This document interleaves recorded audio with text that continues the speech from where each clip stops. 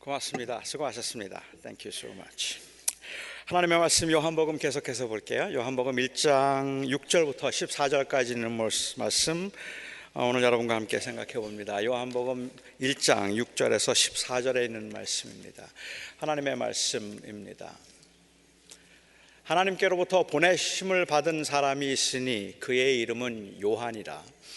그가 증언하러 왔으니 곧 빛에 대하여 증언하고 모든 사람이 자기로 말미암아 믿게 하려 함이라. 그는 이 빛이 아니요 이 빛에 대하여 증언하러 온 자라. 참빛 곧 세상에 와서 각 사람에게 비추는 빛이 있었나니 그가 세상에 계셨으며 세상은 그로 말미암아 지은 바 되었으되 세상이 그를 알지 못하였고 자기 땅에 오매 자기 백성이 영접하지 아니하였으나 영접하는 자 곧 그 이름을 믿는 자들에게는 하나님의 자녀가 되는 권세를 주셨으니 이는 혈통으로나 육정으로나 사람의 뜻으로 나지 아니하고 오직 하나님께로부터 난 자들이니라. 말씀이 육신이 되어 우리 가운데 거하심에 우리가 그의 영광을 보니 아버지의 독생자의 영광이요 은혜와 진리가 충만하더라. 하나님의 말씀이었습니다. 제가 조선시대에 태어났다면 제가 양반이었을까요? 아니면 상민이나 노예였을까요? 물론 근거가 없는 이야기이긴 하지만 제 몸에서 흐르고 있는 왠지 알 수 없는 기품이나 그 고상함을 보면 아마도 왕족이거나 그렇지 않으면 좀 높은 고급 귀족이 아니었을까 싶기는 합니다. 문제는 저의 이러한 심증을 좀 확인시켜 줄 만한 가장 확실한 물증인 족보가 문제인데 조선시대에는 노시성을 가진 왕이 없었어요. 그리고 귀족도 없다는 것이 문제입니다. 제가 저희 가문에 대해서 관심이 좀 많기는 했던 것 같아요. 고등학생 때 책을 읽는 중에 우연히 조선시대 조선 14대 선조대왕 때 이율곡과 함께 탕평책을 펼쳤던 정치인 중에 영의정까지 지낸 사람이 있는데요, 노수신이라는 사람이 있습니다. 저는 그 이름을 딱 보았을 때 이분이구나 하는 생각을 했어요. 제가 다른 이름을 별로 찾지 못하다가 노수신이라는 이름을 딱 보는 순간에 이분이구나. 왜냐하면 제가 아는 사람 중에 노시성을 가진 양반이 없었거든요. 그때부터 저는 지금까지 줄곧 그분의 자손일 거라고 생각하면서 지나고 있습니다. 노희준 장로님도 약간 양반의 기품이 흐르기는 하는데 저하고는 본이 좀 달라서 장로님께 묻어갈 수 있는 형편도 아닙니다. 어느 글을 보니까요, 조선 건국 초기에 양반이 5%밖에는 되지 않았다 그래요. 5%를 넘지 못했고 절반 이상은 노예였다고 합니다. 1720년대까지도 10%를 넘지 못하다가 조선 말기인 1860년대에 이르렀을 때는 전체 인구 중에 양반이 약 한 60% 이상 되었다고 합니다. 그때는 중인이나 혹은 상민들 중에도 과거에 응시할 수 있도록 길을 열어두었기 때문에 자녀들이 과거에 응시하는 유생이면 양반들처럼 행세했던 것 같아요. 그렇게 해서 양반들이 점점 늘어나기도 했고 또 많은 사람들이 양반이라고 하는 이 신분을 후손들에게 물려주기 위해서 비싼 돈을 주고 사기도 해서 아마 조선 말기에는 양반의 수가 상민보다 훨씬 더 많았다는 그러한 기록을 본 적이 있습니다. 사실 신분이 중요한 사회에서는 어떤 신분으로 태어나는가 하는 것이 그 무엇보다도 중요한 일이기 때문에 어떤 수단과 방법을 가리지 않고라도 그 신분을 사려고 혹은 획득하려고 굉장히 애를 많이 썼을 겁니다. 아마 이런 사회라면 자녀됨의 권세, 자녀의 권세라는 말이 무슨 말인지 아마 피부에 와 닿을 겁니다. 요즘과 같은 시대에 자녀의 권세라고 하면 제일 먼저 드는 생각은 아마도 유산의 상속권이 아닐까 싶습니다. 요즘은 신분상의 위치를 이어가는 것보다는 더 중요한 것이 재산의 상속일 테니까 말입니다. 여러분도 혹시 그런 이메일을 받아보신 적이 있는지 모르겠습니다만은 몇 년 전에 혹시 제가 상속을 받거나 아니면 누가 저의 이름으로 어떤 재산을 기부했는데 제가 몰라서 찾아가지 못하는 것이 있는지 알아봐 주겠다는 이메일을 받은 적이 있었습니다. 사기성 이메일은 물론 아닙니다. 이미 말씀드렸던 것처럼 그 제 자태에서 흐르는 이 품위는 옛날의 왕족이었거나 옛날의 왕족이 아니었다면 어딘가에 유산이 있을 것 같잖아요. 어딘가 많은 재산이 좀 있을 것 같은 그런 기품 아닙니까? 그런 이미지 때문에 틀림없이 뭔가 있겠다 싶어서 제가 알아봐 달라고 요청을 했습니다. 그리고 얼마 후에 연락이 왔습니다. 메릴랜드 주 정부에 제가 클레임하지 않고 있는 돈이 있다는 겁니다. 그러면 그렇죠. 제가 이런 사람이에요. 그 사람들이 안내하는 대로 제가 신청을 해서 그 돈을 받았습니다. 53불 45전이었습니다. 너무 싱겁죠. 뭐 그렇다고 제가 주중에 목사가 뭐 이런 것만 하고 놀다든지 어디 그 제 돈 없는가 찾고 이러는 건 아닌데 왠지 저는 왕족일 것 같은 촉이 있어서 제가 한 짓입니다. 53불 45전. 노수신의 몇십 대 후손일지 모르는 막연한 가능성, 이 정말 시시하기 이를 데 없는 권세들입니다. 그런데 어찌 생각하면 이것보다 더 힘이 없고 시시해 보이는 게 있습니다. 하나님의 자녀가 되는 권세입니다. 저는 하나님의 자녀가 되는 권세의 의미를 잃어버린 것이 현대 교회가 병든 증거라고 생각합니다. 하나님의 자녀로서의 긍지나 하나님의 자녀로서의 자존심도 없고 하나님의 자녀로서의 존재감도 없고 하나님의 자녀가 가지는 그 권세를 가졌다는 것으로 인한 소망도 찾아보기가 힘들 정도입니다. 어떠한 고난과 환난 가운데도 아니면 어떠한 유혹 가운데도 내가 하나님의 아들이고 하나님의 딸이기 때문에 나는 그럴 수 없다는 자존감이나 자신감을 가지고 세상을 살아가는 하나님의 사람들 보기가 참 어렵습니다.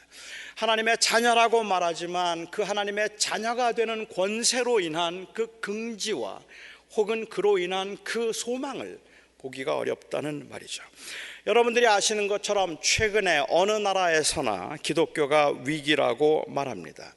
젊은이들이 교회를 떠나고 있고 기독교가 외면을 당하고 있습니다. 그 이유가 무엇이라고 여러분은 생각하십니까? 물론 여러 복합적인 이유들이 있을 겁니다. 어제 오늘 이야기는 아니지만 현대인들이 교회를 떠나는 이유가 교회가 너무 비합리적이고 비과학적인 것들을 믿으라고 강요하기 때문이고 믿어지지 않는 것을 억지로 믿으려고 하거나 아니면 믿는 척하기 때문에 삶이 변하지도 않고 그리고 헌신도 제대로 하지 않고 있다고 주장하는 사람들이 있습니다. 요한복음에서 말하는 대로 태초부터 있어서 세상을 창조했던 말씀 곧 하나님이 육신이 되어서 이 사람들 가운데 거하게 되었다는 성육신의 이야기는 현대인들의 마음에는 도대체가 와닿지 않는 이야기 중 하나입니다. 저는 과학적으로 그리고 역사적으로 증명할 수 없는 도저히 믿어지지도 않는 이 터무니없는 이야기들, 동정녀 탄생이니 성육신이니 부활이니 하는 말들이 현대인들 특히 젊은이들에게 어떤 의미로도 다가갈 수 없기 때문에 그들이 교회를 떠나고 있다는 말에 충분히 공감할 수 있습니다. 그럴지도 모릅니다. 얼마 전에 제가 읽었던 한국의 서울대 철학과와 그리고 서강대 종교학과에서 강의를 하는 기리성 교수라는 분이 쓴 책이 있는데 아직도 교회에 다니십니까? 라는 책입니다. 그 책을 읽는데 그 책에서 그렇게 말씀하세요. 대속의 죽음이니 부활이니 동정녀 탄생이니 하는 이 신학의 틀이 현대인들에게는 맞지 않는 것이기 때문에 그런 전통적인 신학의 틀을 바꾸지 않으면 기독교는 계속 감소할 것이라는 예언 아닌 예언을 읽으면서 저는 공감할 수 있었습니다. 사실은 너무 공감할 수 있었기 때문에 마음이 아팠습니다. 전 세계적으로 기독교인들이 감소하고 있다는 것은 분명한 사실이고, 그래서 다시 기독교의 부흥을 꿈꾸며 교회의 전성기를 맞이하도록 하기 위해서 돌파구를 찾아야 한다는 것은 우리 모든 기독교인들이 가지고 있는 고민이고 기도임에 틀림이 없습니다. 그렇게 돌파구를 찾아가기 위해서 현대인들에게 다가가서 접근해서 그들로 하여금 다시 교회로 들어오도록 하기 위해서 더 이상은 죄나 전도, 구원, 천국 이러한 단어들, 이러한 이야기들은 더 이상 하지도 말고, 그런 과격한 단어들은 교회에서 사용하지 말고 상생과 화합에 관한 이야기들을 하자는 주장도, 그동안 기독교 교회가 보여주었던 이 독선적이고 거만한 태도와 그리고 잔인하고 과격한 십자군 정신으로 중무장된 이 전투적 기독교를 생각해 볼 때 정말로 한번 돌이켜 봐야 할 말임에 틀림이 없다고 생각합니다. 그동안 저는 교회가 보여준 이 비합리적이고 모순된 면들과 세속적인 힘의 논리에 빠져서 과격하게 행동했던 것들을 지적하는 이 모든 말들을 겸허하게 들어야 한다고 저는 생각합니다. 아니, 그 말이 맞다는 것을 인정할 수밖에 없어서 가슴이 아프고 눈물이 납니다.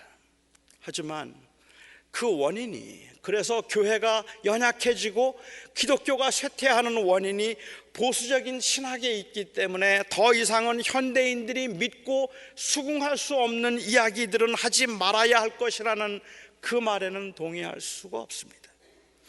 세상의 세상적인 풍조가 달라진 것은 틀림이 없지만, 그래서 수많은 사람들이 이제는 다른 풍조를 따라가고 있는 것도 맞는 말이지만, 그 풍조에 따라서 우리가 믿고 고백하는 것을 바꾸어야 한다고 생각하지 않기 때문이고, 믿을 수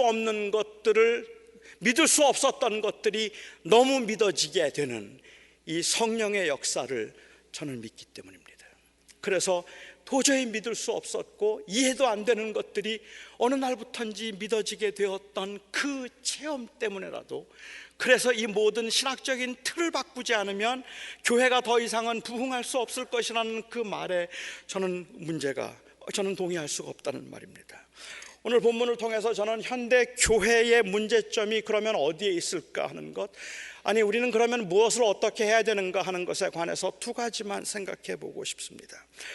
우선 저는 교회의 문제는, 특별히 현대 교회의 문제는 정통신학의 시대착오적인 입장에 있는 것이 아니라 이 자녀됨의 권세를 소홀히 여기는 풍조에 있다고 생각합니다. 설교를 시작하면서 말씀드린 것처럼 옛날 조선시대에는 어느 신분으로 태어나는가가 무엇보다도 중요했습니다. 그래서 높은 신분으로 태어나는 자녀됨의 권세, 그러한 가정에 태어나지 않았다면 그러한 가정에 어떤 모양으로든지 입양이 되어서 그 가정에서 살게 되는 자녀됨의 권세는 정말로 대단한 것이었습니다. 하지만 세월이 바뀌고 이런 신분의 차이가 이제 없어지면서 사람들이 생각하는 자녀됨의 권세는 더 이상은 신분의 힘이 아니라 재산의 힘, 유산의 상속권이 되었습니다. 사람들은 옛날이나 지금이나 언제나 힘을 원했고 힘을 원하고 있는데, 우리가 살고 있는 이 세상에서 사람들이 이 세상을 살아가는데 가장 강력한 힘은 역시 돈입니다. 돈이 가져다주는 편리, 그리고 이 자존감, 혹은 돈이 가져다주는 그 풍족감, 이런 것들이 그리 대단한 것들 아니라고 말하기도 하지만, 사실 그건 어느 정도 돈이 있어서 최소한의 삶을 유지하고 있을 때 하는 말일 것이고, 상대적으로 너무 돈이 없어서 배고픔과 무시, 소외를 경험해 본 사람들로서는, 얼마나 사는 게 벅차고 버거운지 아는 사람들로서는 돈이 힘임을 절감하면서 살아가고 있습니다. 제법 많은 재산을 상속받을 수만 있다면, 부모로부터 제법 많은 재산을 상속받을 수만 있다면, 그 권세가 실제로 얼마나 많은 편리와 그리고 얼마나 많은 특권들을 부여하는지에 대해서 우리는 너무도 잘 알고 있다는 말이죠. 그래서 교회는 이러한 세상에서 돈이 최고의 가치를 이제 부여하고 그 힘을 발휘하고 있는 이 세상에서 자녀됨의 권세를 천국의 기업을 이어갈 상속권으로 이해하기보다는 축복권으로 이해하고 싶어하는 사람들과 타협하기 시작했습니다. 저는 문제는 여기서부터 비롯되었다고 생각합니다. 천국의 상속권과 축복권이 무슨 관계가 있을까요? 논리는 간단했습니다. 하나님께서 우리를 자녀 삼으시고 영원한 나라를 기업으로 우리에게 주셨다면 그 우리를 사랑하시는 하나님께서 이 땅에 사는 동안에도 그 자녀들이 넉넉하게 잘 살기를 원하시지 않겠느냐는 겁니다. 우리를 사랑하는 하나님께서 영원한 나라를 기업으로 주셨는데, 그렇게 영원한 나라를 기업으로 주신 그 하나님이 이 땅에 사는 동안에 잘 살도록, 부자가 되도록, 형통하도록 하나님이 그렇게 안 해주시겠느냐는 겁니다. 하지만 이것은 심각한 왜곡입니다. 자녀됨의 권세는 이 세상이 말하고 있는 형통함과 대조되는 개념인데 오히려 비교의 개념으로 바꾼 것이 문제가 되었다는 말입니다. 하나님의 자녀가 되면 이 세상에서 복받고 잘 사는 것에 관한 이야기가 아니라 그것을 초월할 수 있는 전혀 다른 가치관의 이야기인데, 이 세상에서 형통하기 위한 수단과 방법으로 자녀됨의 권세를 말하기 시작했다는 것이 문제라는 말입니다. 우리가 비록 이 땅에 사는 동안에 가난하다 할지라도, 그리고 또한 부족하다 할지라도, 병들었다 할지라도, 장애를 가지고 산다 할지라도 영원한 하나님의 나라에서 하나님께서 우리에게 주실 그 영원한 하나님의 나라와 그 생명 때문에 우리는 이 땅에 사는 동안에 그것들에 연연하거나 그것들에 매이지 아니하고 오히려 초월하여 살겠다는 이 컨트라스팅의 개념을, 하나님이 그 땅에서 복을 주신 것처럼 이 땅에서도 복을 주실 것이고 그 땅에서 잘되게 하시는 그 하나님이 이 땅에서도 잘되게 하실 것이라고 하는 컴패리슨의 개념으로 바꾸어 버린 후부터 교회는 힘을 잃어버렸단 말입니다. 그리스도인들도 잘 살 수 있다는 말을, 그리스도인들도 이 땅에서 잘 사는 것에 궁극적인 목표를 두어도 된다는 말로 오해했다는 말입니다. 예수 믿어도 잘 살죠.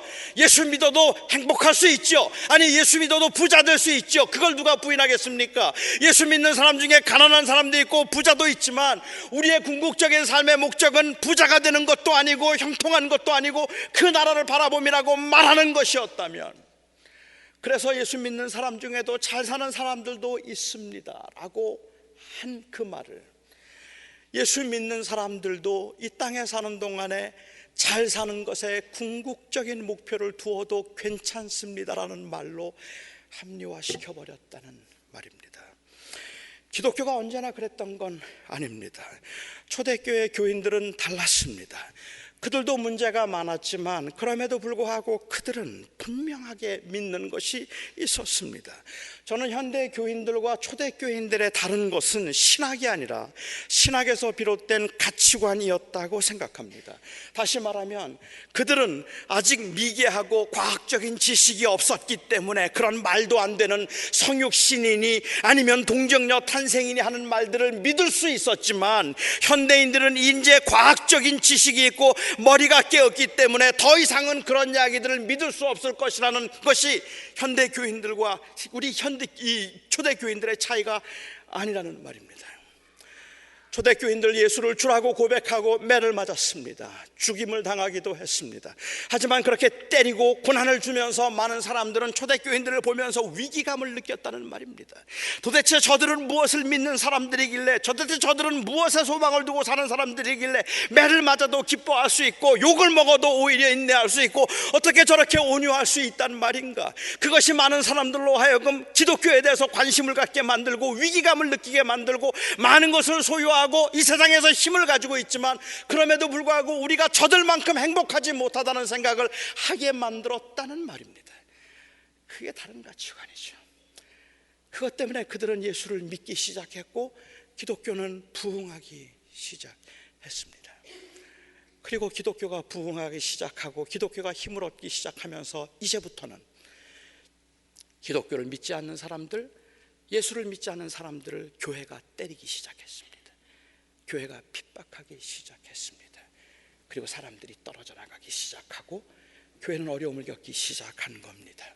제가 이야기에는 바로 이 가치관이 달라지지 않은 것, 아니 하나님의 자녀가 되는 권세가 도대체 무엇인가 하는 것을 이 세상의 축복이라는 것과 적당히 타협하고 적당히 섞어버림으로 저는 현대 교회가 힘을 잃어버렸다고 생각합니다.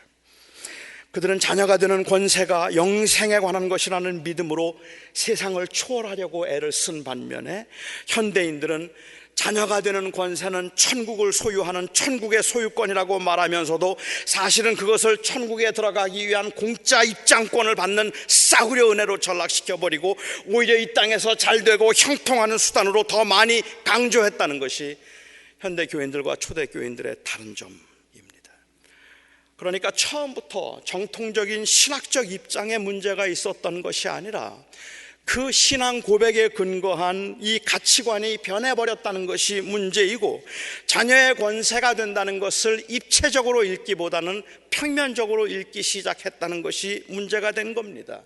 교회가 성장하면 그걸 무조건 축복이라고 말하고, 자녀가 인류대학을 가면은 무조건 하나님의 사랑이라고 말하고, 사업의 형통함을 언제나 하나님의 능력이라고 읽기 시작하면서부터 교회는 변질되었고, 이 자녀됨의 권세는 당장 손에 잡히는 좋은 것들에 관한 이야기가 되어버렸다는 말입니다. 그리고 그것들을 누릴 수 없는 사람들의 경우나 하나님을 의지하지 않고도 넉넉히 세상에서 잘 살 수 있는 사람들에게 자녀됨의 권세는 그리 의미 있는 것은 아니었습니다. 물론 천국의 상속권에 관해서 교회가 말하지 않았던 거 아닙니다. 천국의 기업에 관해서 교회가 말하지 않았던 것 아닙니다. 영원한 하나님의 나라의 기업에 관해서 말했습니다. 하지만 그래서 이 세상에서의 편리와 이 세상에서의 안락을 포기하고 희생할 수 있을 만큼 강력하게 말하지 않았습니다. 자녀됨의 권세는 그리스도인들이 이 세상에 살아가는 궁극적인 원인과 동기가 된 것이 아니라 오히려 더불어 얻을 수 있는 보너스 정도가 되어버렸다는 말입니다. 하지만 여러분, 곰곰이 한번 생각해 보시기 바랍니다. 도대체 이 자녀됨의 권세가 무엇입니까? 때로는 아픔과 고난에 너무 버거워하고 수치와 상실을 상대적으로 경험하지만 그럼에도 불구하고 존재의 가치를 잃지 않을 수 있는 천국 관점에서 변화된 신분, 이게 바로 자녀됨의 권세 아닙니까? 가난해도, 비록 장애를 가지고 살아도, 비록 배운 것도 없고 가진 것도 없어서 많은 고난과 아픔이 눈앞에 놓여있고 뻔한 인생을 살아간다 할지라도 공평치 못한 조건과 그 환경에서도 괜찮다고 말할 수 있는 영원한 하나님 나라의 기업을 소유한 것, 이것이 바로 자녀됨의 권세 아닙니까? 그런데 이 자녀됨의 권세가 100%치 가치도 나가지 않는, 1000%치 가치도 나가지 않는 싸구려로 보이게 만든 것, 그것이 현대 교회의 문제이지, 영생이니 천국이니 부활이니 성육신이니 이런 이야기를 한 것들이 문제가 되는 건 아니지 않습니까? 적어도 우리의 문제는 믿어지지 않는 영생이나 믿어지지 않는 천국을 억지로 믿으려고 해서 생긴 문제가 아니라 틀림없이 믿는데, 틀림없이 믿어지는데 자꾸만 눈에 보이는 것들에 흔들리는 것, 그것이 우리의 문제가 아닙니까? 우리의 상한 마음이 치유되고 불공평한 세상에서 악전고투하며 살던 삶에 안식과 채움의 그날이 없다면, 하나님께서 모든 눈물을 씻기시고 모든 상처를 싸매시고 이제 되었다, 수고했다, 쉬라 말씀하시는 그날이 없다면 도대체 무슨 힘으로, 무슨 의미로 이 세상을 살아간단 말입니까? 초대교인들은 이 믿음 때문에 예수님을 부인할 수 없어서 순교의 길을 갔고, 믿음의 선배들이 이 믿음 때문에 자기를 부인하고 희생하며 우리 조국 땅에 들어와서 수모와 가난을 경험하면서도 복음을 전하고 교회를 세웠고, 지금도 우리의 믿음의 동역자들이 숨을 죽여가면서 예수의 이름으로 오지에서 살면서 그리스도를 드러내고 있는 것 아닙니까? 바로 자녀됨의 권세 때문에 그런 것 아닙니까? 눈 한번 질끈 감으면 부귀영화를 누릴 수 있고 쾌락의 삶을 살 수 있다는 유혹에도, 돌을 떡으로 만들어 먹으라는 마귀의 유혹에도 오직 하나님의 입에서 나오는 말씀으로 살 것이라고 고집하는 것도 바로 이 자녀됨의 권세 때문에 그런 것 아닙니까? 제가 12절을 다시 읽겠습니다. 영접하는 자, 곧 그 이름을 믿는 자들에게는 하나님의 자녀가 되는 권세를 주셨으니, 하나님의 자녀가 되는 권세, 이 권세의 가치를 잃어버리는 것이 교회의 절망이고 교인의 무기력함입니다. 말씀이 육신이 되어 우리 가운데 거하시는 성육신의 신학적인 재석이 교회를 살리고 교인을 살리는 것이 아니라 자녀가 되는 권세의 가치를 회복함이 교회를 살릴 것입니다. 희생도 용서도 그리고 대화도 가능하게 만드는 것은 자녀됨으로, 하나님의 자녀됨으로 우리에게 주어진 그 나라, 그 생명 때문입니다. 오늘 이 시간에도 피곤하고 지치고 곤고하게 한 주간을 살아온 여러분들에게 하나님께서 복을 주셔서 다음 한 주간 동안에는 여러분들의 그 사업에 매상이 오를 것이고, 여러분들이 다음 한 주간 동안에는 아프지 않을 것이고, 모든 일이 형통할 것입니다라는 그 말에 대한 그 막연한 희망이, 우리에게는 그 나라가 있습니다라고 하는 그 소망보다 훨씬 더 현실적이고 의미 있게 다가오는 이유는 바로 오늘 교회들이 그 자녀됨의 권세를 잃어버렸기 때문입니다. 우리는 하나님의 자녀입니다. 본문을 통해서 한 가지 더 생각하고 싶은 것은, 이 하나님의 자녀가 되는 권세는 오직 예수님을 통해서만 가능하다는 것입니다.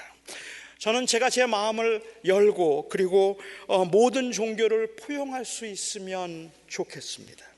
그래서 너무 편협하게 예수니, 오직 예수니 뭐 이런 말 하지 말고, 산 정상은 하나인데 그 정상에 오르는 길은 여러 가지인 것처럼 모든 다양한 종교들은 다 그 정상에 오르는 다양한 길들이라고 그렇게 말하고 싶습니다. 그렇게 말하면 저는 그래서 모든 사람들을 다 이해하고 다 포용하고 그냥 다 하나가 되는 상생과 화합을 종교의 궁극적인 목적이라고 말하고 싶습니다. 그런데 오늘 본문을, 특별히 요한복음을 조금 정직하게 읽으면 요한은 모든 관심이 오로지 예수님께만 향해야 한다고 말하고 있습니다. 어떤 수단도 다른 어떤 사람도 아닌 오직 예수를 통해서만 자녀됨의 권세가 있다고 말함이 분명합니다. 6절부터 8절 말씀 제가 다시 읽겠습니다. 하나님께로부터 보내심을 받은 사람이 있으니 그의 이름은 요한이라.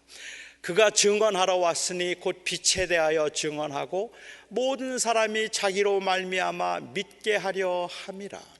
그는 이 빛이 아니요 이 빛에 대하여 증언하러 온 자라. 저는 사도 요한이 왜 세례 요한 이야기를 갑자기 여기에서 이렇게 하고 있는지 잘 이해가 안 되었습니다. 사실 네 복음서 모두 다 세례 요한이 예수님의 길을 예비하기 위해서 온 사람이고, 세례 요한은 예수님의 신발끈을 풀기도 감당할 수 없는 사람이라고 했던 세례 요한의 증언을 모두 다 기록하고 있습니다. 그런데 요한복음은 세례 요한이 예수님의 길을 예비하기 위해서 온 사람이라고 하는 그의 사역의 목적을 말하는 것 이외에 다른 이상의 의미를 오히려 강조하고 있는 것처럼 보입니다. 요한복음은 세례 요한은 예수님의 길을 예비하기 위해서 왔던 겸손한 사람입니다라는 말을 하고 있는 것이 아니라, 오히려 요한복음은 그는 아닙니다 하는 그 말을 하고 있다는 말이에요. 그는 아닙니다 하는 말을 하고 있습니다. 그는 그 빛이 아닙니다 라는 말을 강조하고 있다는 거죠.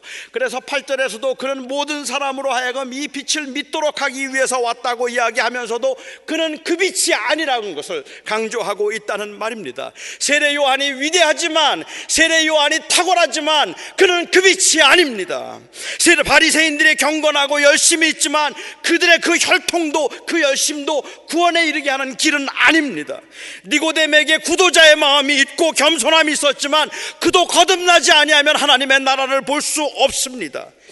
세례 요한이 증언했고, 예수님 당신께서 직접 증언하셨고, 그리고 자연 만물이 증언하는 바 오직 예수만 그리스도이십니다. 오직 그를 통해서만 구원이 있습니다. 오직 예수를 통해서만 하나님의 자녀가 되는 권세를 받을 수 있어서 그로 말미암지 않고는 아버지께로 올 자가 없고 그를 믿는 자들이 아버지를 볼 것입니다. 어느 누구도 예수님을 대신할 수 없고 어느 누구도 예수님과 동일시될 수 없습니다. 유대인이라는 혈통이라서 하나님의 자녀가 되는 것도 아니고 목사라서 장로라서 그 직분 때문에 하나님의 자녀가 되는 거 아닙니다. 교회 열심히 다니고 경건하게 살려고 애를 쓴다고 하나님의 자녀가 되는 것도 아니고 신령한 체험을 했거나 아니면 교회에 대한 공헌도가 있어서 입양할 권리를 획득하게 되는 것도 아니라는 말입니다. 오직 하나님의 아들 예수만이 하나님의 자녀가 되게 하는 권세를 줄 수 있습니다. 물론합니다. 저는 저의 이러한 이야기가 아직 믿지 않는 분들에게 얼마나 독선적으로 들리는가를 잘 알고 있고 자칫 타 종교를 비하하는 말로 들린다는 것도 저는 이해합니다. 인정합니다.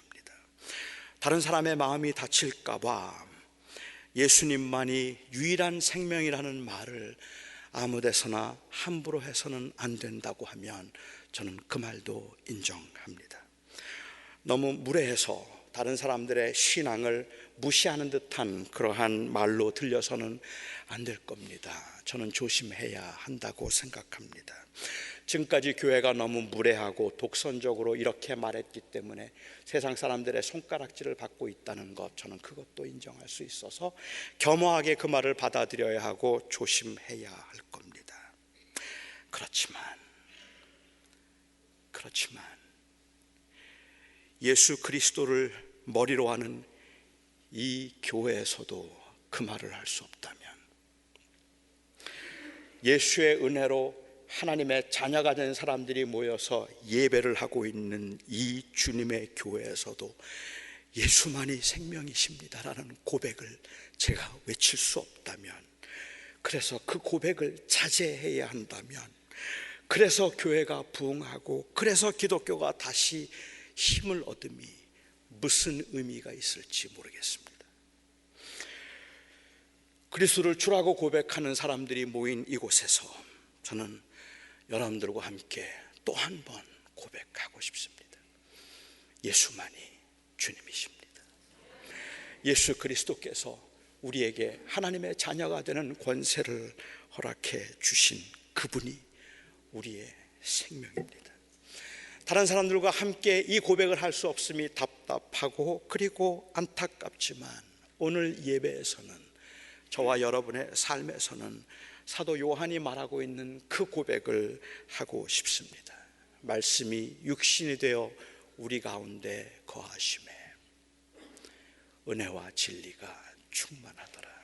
우리는 그를 통해 구원을 받은 사람들입니다.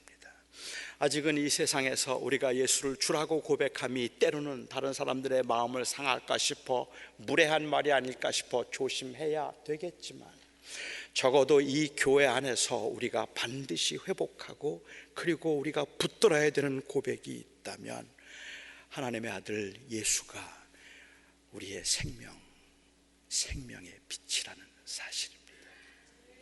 기도하겠습니다. 자비로우신 아버지 하나님,